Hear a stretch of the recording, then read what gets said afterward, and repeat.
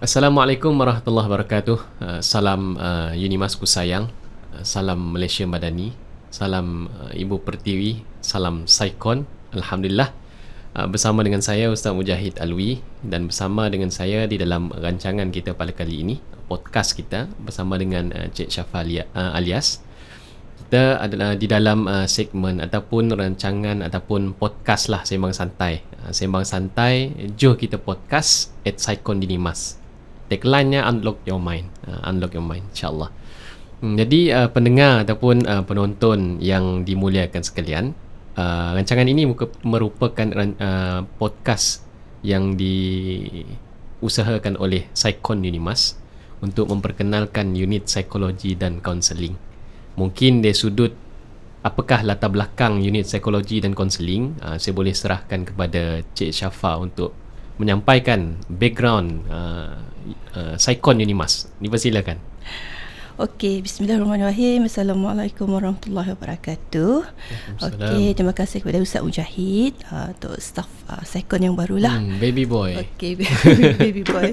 Okey, selamat datang ke Saikon. Terima kasih. Terima kasih. So, ya, kalau kita nak cerita pasal sejarah tu memang panjang lah. So sebelum tu, saya nak ucapkan terima kasih kepada semua followers, pengikut-pengikut Saikon daripada dulu sampai sekarang. Dan terima kasih juga kepada Ustaz Mujahid sebab telah mengusahakan supaya podcast tu berjaya lah. Teamwork semua, Alhamdulillah, dengan sokongan ketua unit dan geng-geng Saikon. Betul. Alhamdulillah, kaunselor. Okey, kalau nak diceritakan sejarah, tanpa sejarah tiadalah kita. So perjalanan Saikon tu amat panjang. So selama 18 tahun. 18 tahun. Bermula pada 2006. Okey. 1996. 1996. 6 tahun umur saya. 1996. So kewujudan unit bukan Saikon lah, unit kaunseling pada ketika itu di bawah Pusat Pemajuan Pelajar. Okey. Pada masa tu hanya 2 orang je. 2 orang kaunselor seorang, penolong kaunselor seorang. Okey, ketika itu. Okey, selepasnya pada 2007, kalau tak silap saya, 2007 barulah ada kewujudan 2002 barulah wujudnya seorang penolong kaunselor. So ketika itu jumlahnya ada 3, 2 orang kaunselor dan seorang penolong kaunselor. Ketika itu menggunakan grade jawatan kaunselor sebelum bertukar menjadi pegawai psikologi. Okey, ya sejarahnya. Okey, selepasnya pada tahun 2006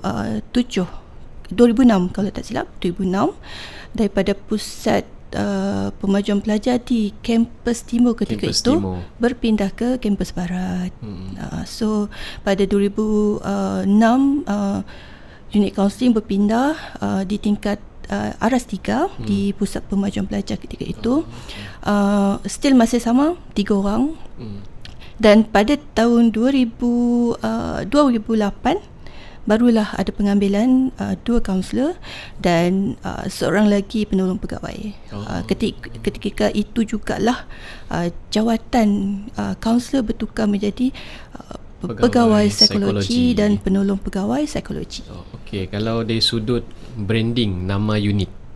Okey, kalau dari segi branding dulu, pada awalnya pada 1996 ketika itu masih unit kaunseling.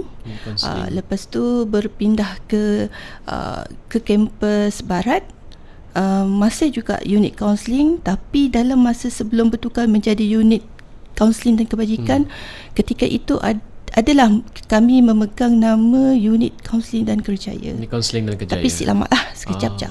Lepasnya baru bertukar menjadi unit kebajikan, unit kaunseling dan kebajikan. So lama juga. Lepasnya bila ada pertukaran pengurusan urus tadbir, pada ketika itu kami di bawah lagi Pusat Pemajuan Pelajar. Pada 11 Ogos 2011 kami bertukar pengurusan di bawah Pusat Khidmat Pelajar. Tapi masih still di bawah HEPA lah, Hal Ehwal Pelajar dan Alumni. Unit kaunseling Okey, tahun 1996 unit kaunseling. Lepas tu berpindah ke kampus barat, menjadi unit kaunseling dan kerjaya. Kaunseling dan kerjaya. Okey. Tapi sekejap je menggunakan nama ya. Lepas bertukar semula kepada unit kaunseling dan kebajikan. Dikenali sebagai unik. So dulu memang nama unik memang di apa orang kata, di bibir orang lah. Di sana orang mengenali unit kaunseling ketika itu. Dan pada tahun 2014 kami masa 2013 tu kami masih di pusat pemajuan pelajar di bawah pusat khidmat pelajar, tapi masih di tingkat atas. Maksudnya ketika itu kami belum pindah lagi lah. Pada 2014 baru kami berpindah. Berhijrah. Kemudian dengan nama sekali. Nama belum lagi. Nama belum lagi. Still di bawah unik. Okey. Lepas tu pada tahun 2017 kami ada pengambilan baru, kaunselor, bertambahlah kaunselor apa semua. Penolong macam saya masuk tahun 2009 lah. So ada 2 orang penolong pegawai masuk pada 2009. So kita, semakin tahun kita semakin bertambah lah. Disebabkan banyaklah kerja-kerja, tugas-tugas yang kita perlu lakukan ketika itu. Pada tahun 2021 bermulalah penjenamaan baru. 2021 daripada unit kaunseling dan kebajikan bukan bertukar, di branding ke semula menjadi unit psikologi dan kaunseling yang kita kenal sekarang sebagai Saikon ini Mas. Nama yang unik. Alhamdulillah. Tapi untuk apa kata orang, untuk menyebut nama baru atau orang nak agak sukar lah. Di orang sekeliling masih anggap kami untuk unik. Unik. Tapi disebabkan kita berada di sini dengan dikenali sebagai unik. Tapi bila dah pindah di Saikon, bukan pindah, ditukar di Saikon, so kita pun masih bukan belajar lah untuk mesrahkan diri lah dengan menggunakan perkataan Saikon. So sekarang orang dah mengenali siapa itu Saikon. Okey. Bermula dari nama unit kaunseling, kemudian jadi unit kaunseling dan kerjaya, kemudian unit kaunseling dan kebajikan, kemudian unit psikologi dan kaunseling. Dari segi perkhidmatan, apakah yang ditawarkan oleh Saikon ini Mas? Okey, pada awal penubuhan unit kaunseling hanya ketika itulah pada tahun 1956 tu, ketika itu hanya seperti biasalah, sesi macam belum lagi dikenali oleh para pelajar. Sebab masa tu mungkin sebab kita si ramai orang waktu masa saya, so untuk khidmat sesi memang agak kurang sedikit lah. Cuma masa saya pegawai kita lah berusaha lah untuk memberi perkhidmatan yang terbaik untuk pelajar. Selepas tu berhijrah ke kampus barat. So di situlah kami mula untuk menawarkan ada program bersama pelajar. Tapi ketika itu kami ada buat program bersama pelajar dan staf. Dan staf sekali. Kita staf sekali lah. Betul. Okey. Ada sesi kaunseling, ada sesi kaunseling ada 2, individu, kelompok. Kita memberi khidmat, masa tu ada ujian psikologi, psikometrik juga. Lepas tu kita ada buat roadshow. Ada roadshow di setiap fakulti dan college ketika itu. Dan perkhidmatan dengan orang luar pun ada juga. Maksudnya dengan sekolah, dengan agensi luar, betul, outreach lah. So kita semakin hari kita memperbaiki perkhidmatan yang kita tawarkan lah kepada pelajar dan staf ketika itu. Dan sekarang kami berfokuskan kepada pelajar. Fokus hanya kepada pelajar.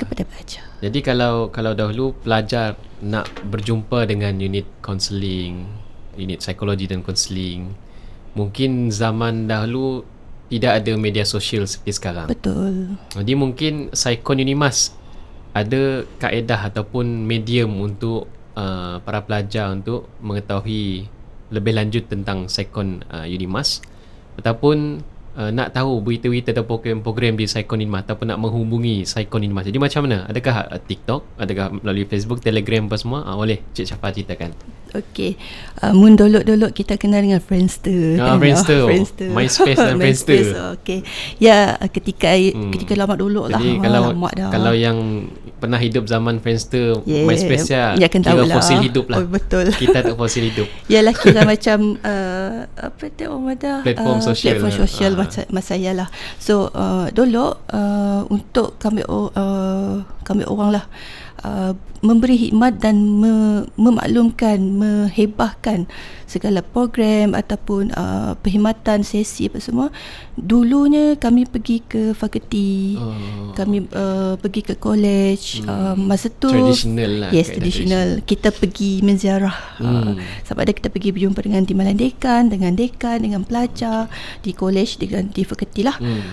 Cuma ketika itu Facebook baru je naik. 2009, 2010. Betul. So pada 2009 ya barulah mula-mula nak berjinak dengan Facebook. Tapi masa saya belum lagi lah, sebab kita baru nak, kata orang dulu, terkikian lagi lah dengan Facebook bersama. So masih lagi dengan tradisional, berjumpa dengan pelajar secara face to face bersama lah. Hebahan pun melalui macam email, kita telefon macam ya lah. So selepasnya Facebook dah mula dikenali apa semua. So masa ialah kita mengambil peluang untuk memberi khidmat secara lebih proaktif lagi lah, melalui media sosial. Ketika itu hanya ada Facebook. Selepas Facebook baru ada Instagram. Okey. Semakin hari semakin teknologi semakin meningkat, orang pun dah kena itu semua. Ada AI lah nak mula, kecerdasan buatan macam-macam. Nak semua nak perkara perlu digital segera lah. Segera dan digital. Orang bulat di ujung jari je kata orang lah. Okey, lepas ya barulah kita bermula dengan WhatsApp. Okay, makluman lah, sebab kadang-kadang di Facebook, di Instagram mungkin ada yang belum lagi jual lah untuk mengenali kami di media sosial. So kami menggunakan WhatsApp, Telegram, dan sekarang menggunakan TikTok.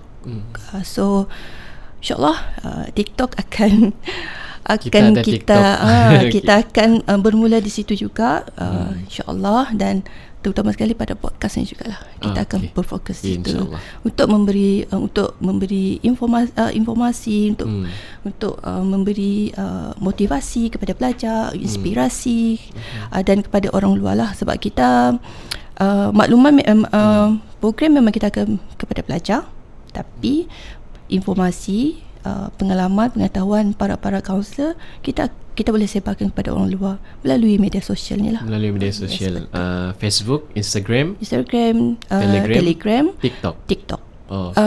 YouTube. Yes, betul, ada YouTube sekali. Betul. Jadi mungkin boleh memudahkan para pendengar atau pelajar-pelajar dan juga warga staf Unimas nak mengikuti perkembangan Saikon Unimas. Bolehlah melayari ataupun pergi ke media sosial, follow, like dan share. Follow, like dan share. Jangan lupa, insyaAllah. Di Saikon Unimas. Saikon Unimas official. Yes. So boleh mengikuti segala perkembangan kami di sana. Dan mun ada nak ikut program, bolehlah join sekali. Sebab kami orang Kinetok pun pola program secara online.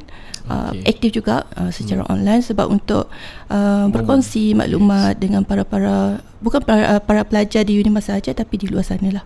Di luar sana sekali. Yes, betul. Okey. Jadi rasanya untuk episod yang pertama, untuk kira promo lah. Betul. Jadi rasanya setakat tu aja. Kita dah tahu betul. Dari segi background Saikon, penjenamaan Saikon, kemudian perkhidmatannya macam ni nak menghubungi Saikon. Betul. Jadi kepada para pelajar, pendengar dan staf sekalian, jangan lupa untuk sama-sama ikuti untuk episod yang akan datang dalam Juh kita podcast Saikon Unimas Unlock Your Mind. Jumpa lagi kita. Assalamualaikum warahmatullahi wabarakatuh.